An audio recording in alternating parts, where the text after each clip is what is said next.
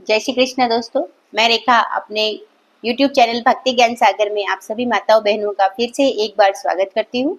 और आज हम सुनेंगे कार्तिक मातम का दूसरा अध्याय। इससे पहले पहला अध्याय मैंने अपने चैनल पर अपलोड करके रखा है, आप मेरे चैनल पर जाकर उसे सुन सकते हैं। आज हम सुनेंगे दूसरा अध्याय। और इससे पहले कि मैं अध्याय शुरू करूं, अगर आप मेरे चैनल पर नए हैं तो आप मेरे चैनल को सब्सक्राइब करके बेल आइकन का बटन जरूर दबाएं।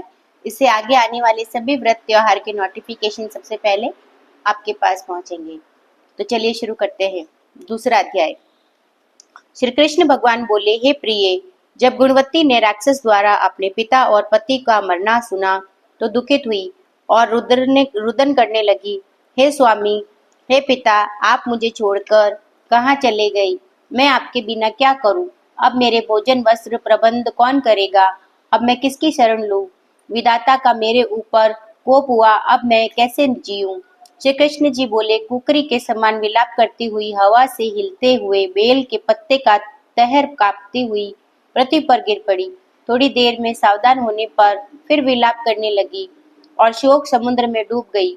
उस गुणवती ने घर की सब वस्तुएं बेचकर यथाविधि से अपने पति का पारलौकिक क्रिया की और उसी नगरी में विष्णु भगवान की भक्ति में तत्पर होकर इंद्रियों को वश में कर शांति से रहने लगी और मरण के एकादशी और कार्तिक मास के व्रतादि करती रही। हे प्रिय, यह दोनों व्रत मुझे अत्यंत प्यारे हैं, जिसके करने से भोग और मोक्ष की प्राप्ति होती है, पुत्र और संपत्ति मिलती है। कार्तिक की तुला राशि पर सूर्य निकलने पर महापापी जो भी प्रातःकाल स्नान करते हैं वे भी मुक्ति को प्राप्त होते हैं। जो मनुष्य स्नान, जागरण, दीपदान, तुलसी का पालन करते हैं वे विष्णु के रूप हैं। और विष्णु भगवान के मंदिर में झाड़ना, सत्या काटना, विष्णु की पूजा आदि का कार्य जो मुझे मनुष्य करते हैं वह जीवन मुक्त होते हैं। इस प्रकार वह गुणवती प्रत्येक वर्ष कार्तिक व्रत और विष्णु भगवान का नित्य ही पूजन करती रही। एक समय वृद्धावस्था के कारण दुर्बल होने से, रोग और ज्वर से पीड़ित होने पर भी गंगा स्नान को गई। ज्यों ही पानी में उतरी, जाड़े के मारे कांपने लगी। उसी समय गुणवती ने आकाश से आता हुआ विमान देखा। शंख, चक्र, गदा, पद्म से आयुधों को लिए हुए विष्णु के रूप धारण करने वाले पार्षद, गरुड़ की ध्वजा वाले अप्सराओं से युक्त ऐसे विमान में बिठाकर उसे वैकुंठ को ले गए। प्रदीप्त अग्नि के समान कीर्ति वाली गुणवती विमान में बैठी हुई कार्तिक व्रत के प्रभाव से मेरे आस पास आ गई। और जब ब्रह्मादि देवताओं की प्रार्थना से मैं पृथ्वी पर आया तब वे गण भी मेरे साथ आए। हे भामिनी, ये सब यादव मेरे गण हैं।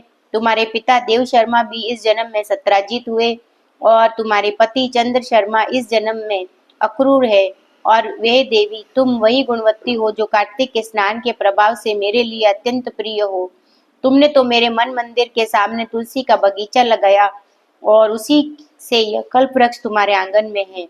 कार्तिक में जो पहले तुमने दीपदान किए उसी फल से तुम्हारी सुंदर देह घर में लक्ष्मी देवी का निवास है, जो संपूर्ण व्रतादि पति स्वरूप भगवान के अर्पण किए थे। इसलिए तुम मेरी पत्नी बनी हो और तुमने जन्म मृत्यु तक जो कार्तिक व्रत उपवास किए हैं, इससे तुम्हारा वियोग मुझसे कदापि नहीं होता। और उसी प्रकार मैं व्रत करने वाले तुम्हारे समान मेरे प्रिय होंगे। और सुज्जी बोले, सत्यभामा जी अपने पूर्व जन्म का सब हाल जानकर बड़ी प्रसन्न हुई। तो ये था दोस्तों दूसरा अध्याय, और इसी के साथ ये अध्याय समाप्त होता है। और इसके पश्चात हम सुनेंगे तीसरा अध्याय अगले वीडियो में। तो इसी के साथ जय श्री कृष्ण।